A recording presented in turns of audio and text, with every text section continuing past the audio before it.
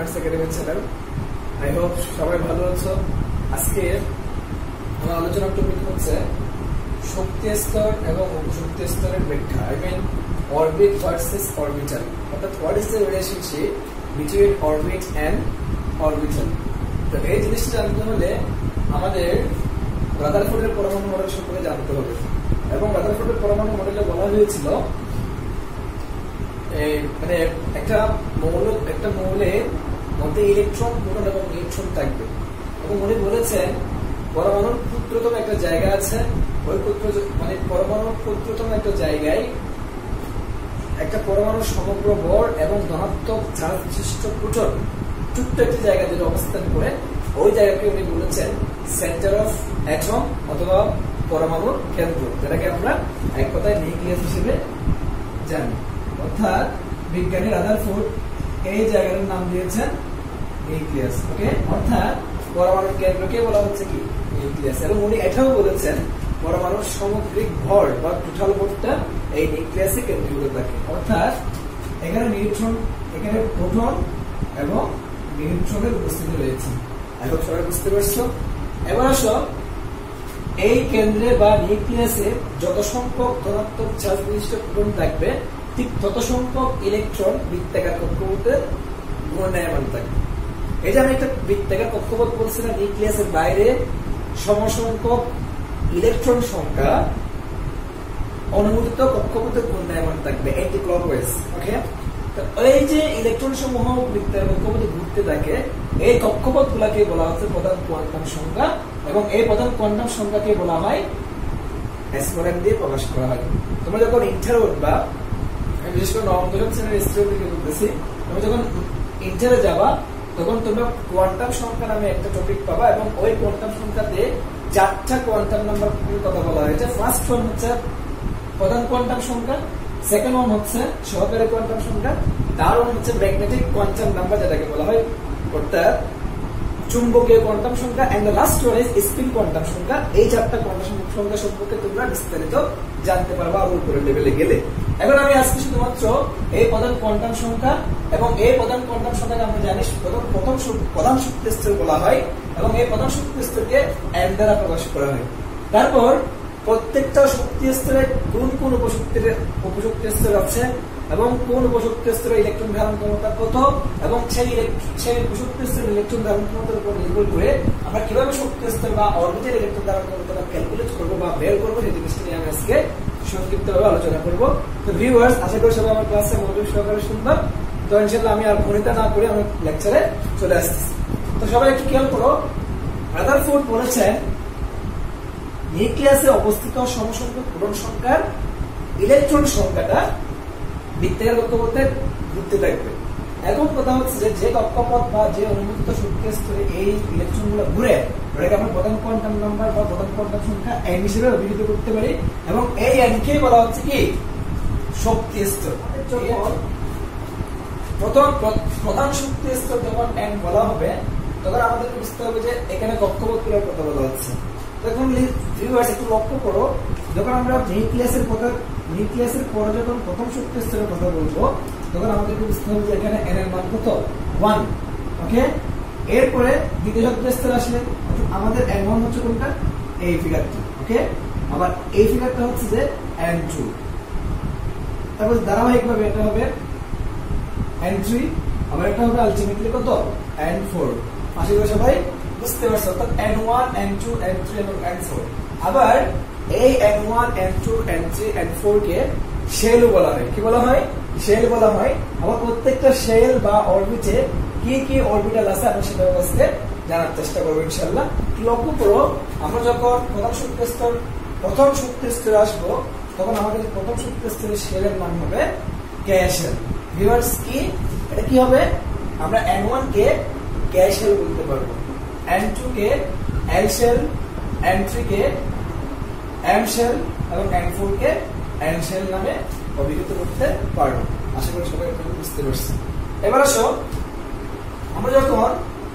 এবার আমরা জানবো শেল বা অরবিটে কোন কোন উপশক্তি স্তরের উপস্থিতি রয়েছে। ভিউয়ার্স, একটু লক্ষ্য করো, আমরা N1, N2, N3, N4 কে যথাক্রমে কে, এল, এম, এন শেল প্রকাশ করলাম, বা এদেরকে KLMN মানে শক্তি স্তর বা শেলও বলা যায়। এবার আসো আমরা জানবো KLMN এই চারটা শক্তি স্তরে কি কি পরিমাণ উপশক্তি স্তর থাকে, কোন কোন উপশক্তি স্তর থাকে, এগুলো একটু জানার চেষ্টা করি। যখন আমরা প্রথম শক্তি স্তরে আসবো তখন বুঝতে হবে যে এখানে শুধুমাত্র একটা মাত্র উপশক্তি স্তর আছে, সেই উপশক্তি স্তরের নাম হচ্ছে S। ভিউয়ার্স লক্ষ্য করো, যতটা শক্তি স্তর হবে ঠিক ততটা কি থাকবে অরবিটাল বা উপশক্তি স্তর সংখ্যা থাকবে। এটা হচ্ছে মনে রাখার টেকনিক। তাহলে কি হলো, এটা এই উপশক্তি স্তরটা কোন শক্তি স্তরের উপশক্তি স্তর? প্রথম শক্তি স্তরের উপশক্তি স্তর না, দ্যাটস ওয়াই আমাকে এর আগে থেকে দিতে হবে 1 দেওয়া লাগবে। এখন বুঝতে পারছি সবাই? অর্থাৎ S বলতে বোঝানো হচ্ছে উপশক্তি স্তর, এবং এই উপশক্তি স্তরটা কত অরবিটের, কত শক্তি স্তরের উপশক্তি স্তর, অর্থাৎ এটা হচ্ছে প্রথম শক্তি স্তরের উপশক্তি স্তর। I hope you get it. Next one, আমরা এখানে বলতে পারবো N2 তে যখন আসবো দ্বিতীয় শক্তি স্তরে, অর্থাৎ যখন আমরা এই শক্তি স্তরে যখন আসবো তখন আমাদের শেলের নাম হবে L শেল, এবং এখানে দুইটা উপশক্তি স্তর থাকবে। আমি আগেই বলেছি আমরা যত নম্বর শক্তি স্তরে আসবো ঠিক ততটা উপশক্তি স্তর থাকবে। তাহলে আমরা এখানে 2 নম্বর শক্তি স্তরে আসছি, এখানে দুটো উপশক্তি স্তর আছে, তাহলে অবশ্যই এই S এবং P হচ্ছে 2 নম্বর শক্তি স্তরের উপশক্তি স্তর। দ্যাটস ওয়াই এখানে একটা দিতে হবে আগে 2 নম্বর শক্তি স্তরে, সেটা প্রকাশ করার জন্য অবশ্যই একটা দিতে হবে 2 দেওয়া লাগবে। At the same time in the same way আমরা বলতে পারি N3 কে আমরা N শেল দ্বারা প্রকাশ করি, এবং যেহেতু এটা N3 তাহলে এখানে অবশ্যই 3টা উপশক্তি স্তর থাকবে। ওকে, এবং এই 3টা উপশক্তি স্তরের আগে যেহেতু 3 আছে, কি দেওয়া লাগবে? 3 দেওয়া লাগবে। ওকে, আশা করি সবাই এতটুকু সবাই বুঝতে পেরেছো। এন্ড দ্য লাস্ট ওয়ান, যখন n এর মান 4 হবে তখন আমরা এটাকে বলবো N শেল, এবং এখানে অবশ্যই 4টা উপশক্তি স্তর থাকবে। First one S, P, D, F। এখন বলো তো ভিউয়ার্স, প্রিয় স্টুডেন্টরা, এখন এটা 4 নম্বর শক্তি স্তর উপশক্তি স্তর এগুলো, দ্যাটস আমাদের এগুলোর আগে ইন্ডিভিজুয়ালি সবার আগে দিতে হবে একটা 4 দেওয়া লাগবে। আশা করি সবাই আমার লেকচার এতটুকু সবাই বুঝতে পারছি।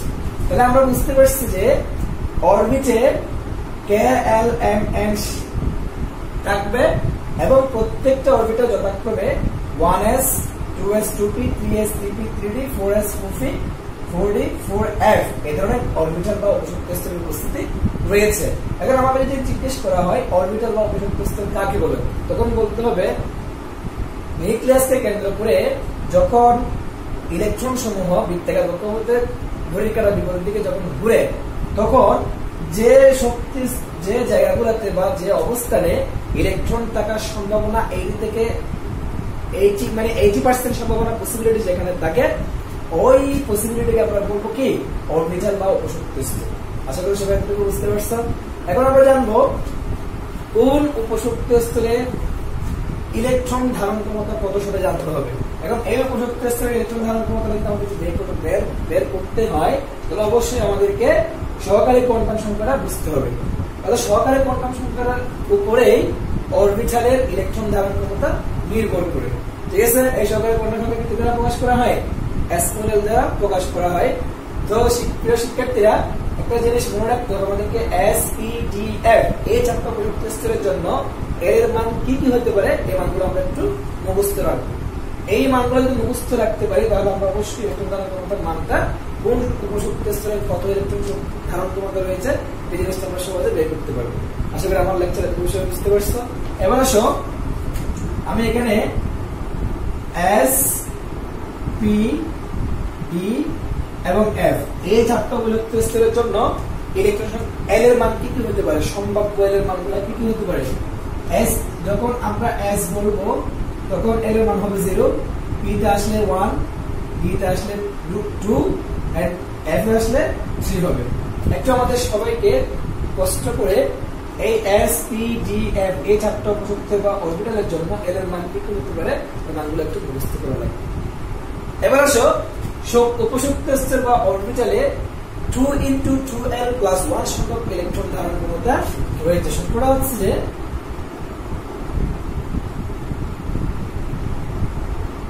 2 into 2l plus 1 সংখ্যক ইলেকট্রন ধারণ ক্ষমতা রয়েছে। এখন আমরা এই 2 into 2l plus 1 সংখ্যক ইলেকট্রন ধারণ ক্ষমতার সূত্রটা অনুসারে উপশক্তি স্তরের ইলেকট্রন ধারণ ক্ষমতা ক্যালকুলেট করব। লক্ষ্য করো সবাই,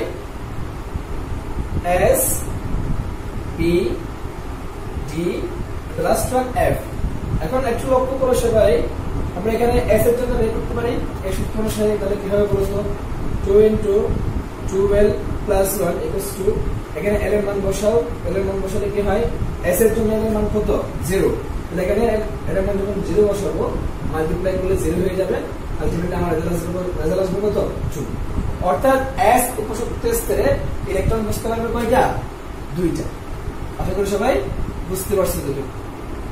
ওকে, এখানে যতগুলা s আছে উপশক্তি স্তর সবগুলোতে আমরা একটা করে কি দিয়ে দিব, 2 দিয়ে দিব। ওকে, দিয়ে দিলাম। এবার আসো p উপশক্তি স্তরে। তো p উপশক্তি স্তরের জন্য এর মান কত 1, তাহলে আমরা লিখতে পারি সূত্র অনুসারে 12 plus 1 equals to 2 into 2 into 1 plus 1, 2 একে 2, 2 একে 3, 3 গুণে কত হয় 6। তার মানে p উপশক্তি স্তরে ইলেকট্রন দান ক্ষমতা কত 6। তাহলে এখানে আমরা যেখানে p আছে সবগুলো দেখতে করে কি দিয়ে দিব, 6 দিয়ে দিব। আশা করি সবাই এটা বুঝতে পারছি।